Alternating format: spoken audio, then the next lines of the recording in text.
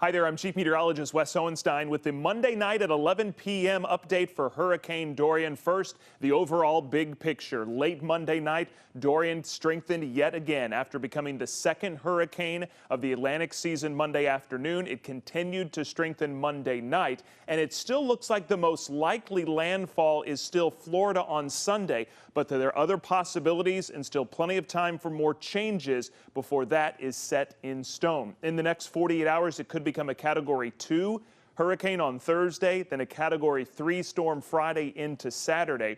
It'll also become a larger, wider storm during that time, where it will have the possibility of impacting more people when it does reach the United States. And that impact on the United States still looks to be around the east coast of Florida, but still with the possibility of impacts in North and South Carolina, if not rain, after the system makes landfall and then turns up to the north. Remember, most every single storm eventually has to turn north, just the way our planet works. And the fact is, when that happens is the hard part about forecasting hurricanes. Now the system moves out of the Caribbean, away from the Virgin Islands and from Puerto Rico, with winds of 85 miles per hour gusting up to 105. The pressure continues to drop, and when that goes lower, that means the storm is strengthening. But it's still moving northwest at 13 miles per hour. Let's think about that, because the system is about 1,100 miles away from the coast of Florida, where it could eventually make landfall. And moving at 13 miles an hour, that's a long time. So we have a lot of time to watch the storm, plan, and wait for more changes, because you know there will be fluctuations in the path. But throughout this whole time, the Hurricane Hunter aircraft still out there late Monday, early Tuesday, gathering important information that will get fed into the computer models. And let's look at those computer models. These are the runs from Monday night. And remember, a few things we watch when we look at the cluster of computer models, the spaghetti plots.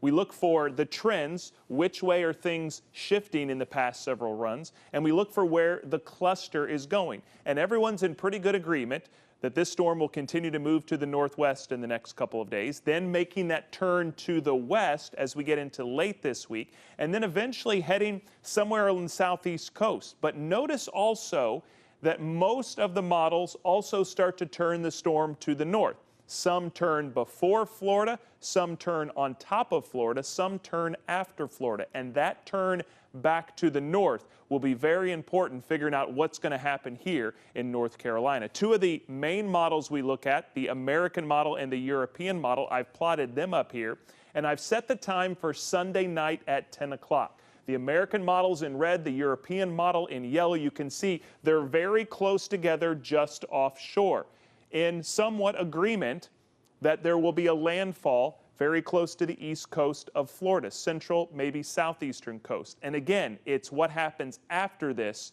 that'll be very important determining what happens. But the official track from the National Hurricane Center, increasing this hurricane to Category 2 status Thursday into Friday, and then Friday into Saturday to a Category 3 storm turning to the west.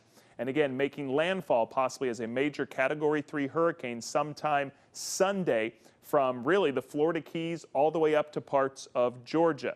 Now, the changes from the 11 o'clock advisory weren't really that impressive. The center line I'll put in is the red line. The previous advisory I'll put in white, and look closely, there really haven't been many changes when you compare the red line to the white line. But one thing that will change, the strength of this storm, because not only do we have really warm water in its path, we have no upper level wind shear, we have no large land masses in its way, and we also have a lot of moisture, something that wasn't available in the Caribbean. So a close-up view of that path, again, a Category 3 hurricane Sunday. But I want to remind everyone what the cone of uncertainty really means. It means the center of Hurricane Dorian could be anywhere in this cone. 2/3 of the time is the way it works out with a forecast this far in advance. That means the center could be right on top of Florida, maybe right over Orlando Monday night, but it could also be down here on the southern end of the cone. It could also be on the northern end, which obviously would bring more impact to North Carolina, most likely more rain and a little bit of wind. But either way, it looks like there will be some rain here eventually in North Carolina as we head into next week. And we'll continue to watch what happens with the ridge of high pressure over the Atlantic. If that gets stronger, like most computer models are forecasting it to do, it'll give it that push into Florida. Eventually, it's going to try to slide in between the two areas of high pressure set up across North America. But what happens and when it happens to those high pressures will be very important. We'll continue to keep you updated right here on CBS 17. I'm Wes Hohenstein.